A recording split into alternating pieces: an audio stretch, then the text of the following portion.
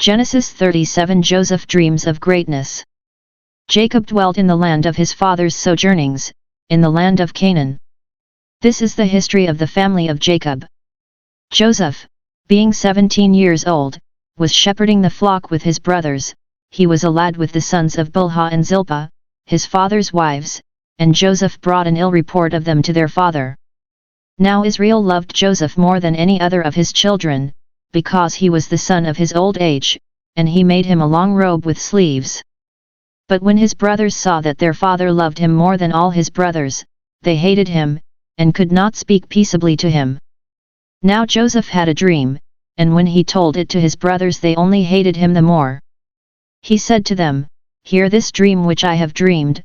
Behold, we were binding sheaves in the field, and lo, my sheaf arose and stood upright, and behold, your sheaves gathered round it, and bowed down to my sheaf." His brothers said to him, "Are you indeed to reign over us? Or are you indeed to have dominion over us?" So they hated him yet more for his dreams and for his words. Then he dreamed another dream, and told it to his brothers, and said, "Behold, I have dreamed another dream, and behold, the sun, the moon, and 11 stars were bowing down to me." But when he told it to his father and to his brothers, his father rebuked him, and said to him, "What is this dream that you have dreamed? Shall I and your mother and your brothers indeed come to bow ourselves to the ground before you?" And his brothers were jealous of him, but his father kept the saying in mind. Joseph is sold by his brothers. Now his brothers went to pasture their father's flock near Shechem. And Israel said to Joseph, "Are not your brothers pasturing the flock at Shechem? Come, I will send you to them." And he said to him, "Here I am." So he said to him, "Go now, see if it is well with your brothers, and with the flock, and bring me word again." So he sent him from the valley of Hebron, and he came to Shechem. And a man found him wandering in the fields, and the man asked him, "What are you seeking?" "I am seeking my brothers," he said. "Tell me, I pray you, where they are pasturing the flock." And the man said, "They have gone away, for I heard them say, 'Let us go to Dothan.'" So Joseph went after his brothers, and found them at Dothan. They saw him afar off, and before he came near to them they conspired against him to kill him. They said to one another, "Here comes this dreamer. Come now, let us kill him and throw him into one of the pits, then we shall say that a wild beast has devoured him, and we shall see what will become of his dreams." But when Reuben heard it, he delivered him out of their hands, saying, "Let us not take his life." And Reuben said to them, "Shed no blood, cast him into this pit here in the wilderness, but lay no hand upon him that he might rescue him out of their hand, to restore him to his father." So when Joseph came to his brothers, they stripped him of his robe, the long robe with sleeves that he wore, and they took him and cast him into a pit. The pit was empty, there was no water in it. Then they sat down to eat, and looking up they saw a caravan of Ishmaelites coming from Gilead, with their camels bearing gum, balm, and myrrh, on their way to carry it down to Egypt. Then Judah said to his brothers, "What profit is it if we slay our brother and conceal his blood? Come, let us sell him to the Ishmaelites, and let not our hand be upon him, for he is our brother, our own flesh." And his brothers heeded him. Then Midianite traders passed by, and they drew Joseph up and lifted him out of the pit, and sold him to the Ishmaelites for 20 shekels of silver, and they took Joseph to Egypt.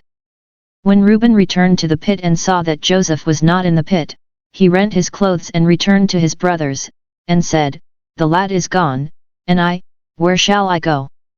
Then they took Joseph's robe, and killed a goat, and dipped the robe in the blood, and they sent the long robe with sleeves and brought it to their father, and said, "This we have found, see now whether it is your son's robe or not."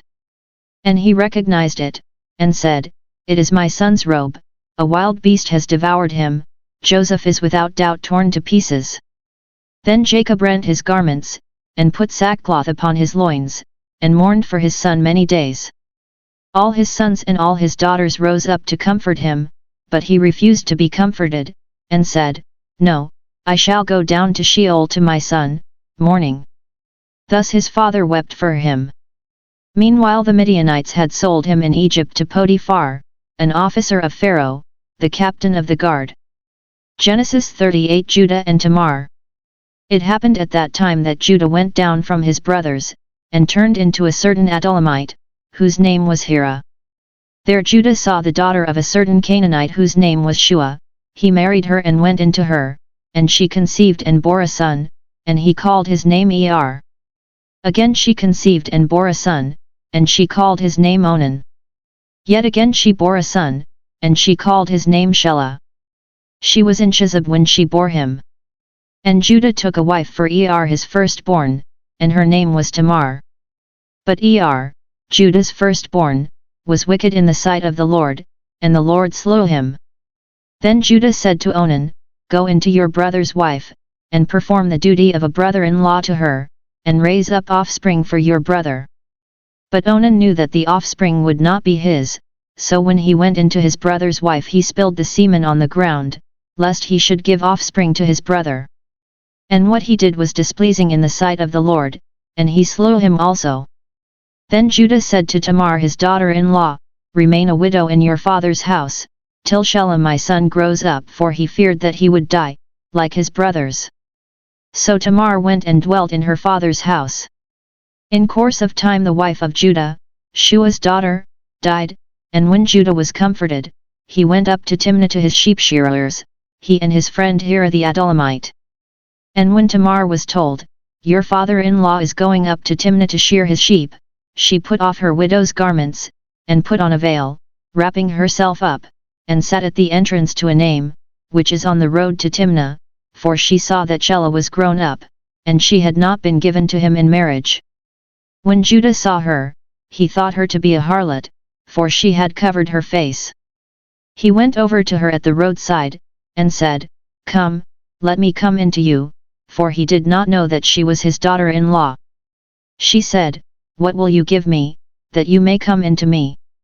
He answered, I will send you a kid from the flock. And she said, Will you give me a pledge, till you send it? He said, What pledge shall I give you? She replied, Your signet and your cord, and your staff that is in your hand. So he gave them to her, and went into her, and she conceived by him. Then she arose and went away, and taking off her veil she put on the garments of her widowhood. When Judah sent the kid by his friend the Adullamite, to receive the pledge from the woman's hand, he could not find her. And he asked the men of the place, Where is the harlot who was at Enaim by the wayside? And they said, No harlot has been here. So he returned to Judah, and said, I have not found her, and also the men of the place said, No harlot has been here. And Judah replied, Let her keep the things as her own, lest we be laughed at. You see, I sent this kid, and you could not find her. About 3 months later Judah was told, Tamar your daughter-in-law has played the harlot, and moreover she is with child by harlotry. And Judah said, Bring her out, and let her be burned. As she was being brought out, she sent word to her father-in-law, By the man to whom these belong, I am with child. And she said, Mark, I pray you, whose these are, the signet and the cord and the staff. Then Judah acknowledged them and said, She is more righteous than I, inasmuch as I did not give her to my son Shelah. And he did not lie with her again. When the time of her delivery came, there were twins in her womb. And when she was in labor, one put out a hand, and the midwife took and bound on his hand a scarlet thread, saying, This came out first. But as he drew back his hand, behold, his brother came out, and she said, What a breach you have made for yourself. Therefore his name was called Perez. Afterward his brother came out with the scarlet thread upon his hand, and his name was called Zerah. Genesis 39 Joseph and Potiphar's wife. Now Joseph was taken down to Egypt, and Potiphar, an officer of Pharaoh, the captain of the guard, an Egyptian, bought him from the Ishmaelites who had brought him down there. The Lord was with Joseph, and he became a successful man, and he was in the house of his master the Egyptian, and his master saw that the Lord was with him, and that the Lord caused all that he did to prosper in his hands. So Joseph found favor in his sight and attended him, and he made him overseer of his house and put him in charge of all that he had. From the time that he made him overseer in his house and over all that he had, the Lord blessed the Egyptian's house for Joseph's sake. The blessing of the Lord was upon all that he had, in house and field. So he left all that he had in Joseph's charge, and having him he had no concern for anything but the food which he ate.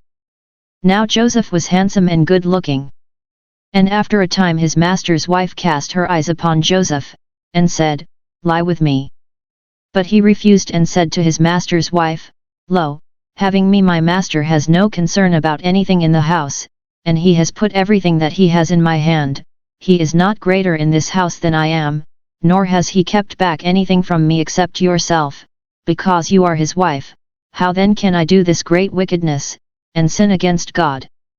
And although she spoke to Joseph day after day, he would not listen to her, to lie with her or to be with her.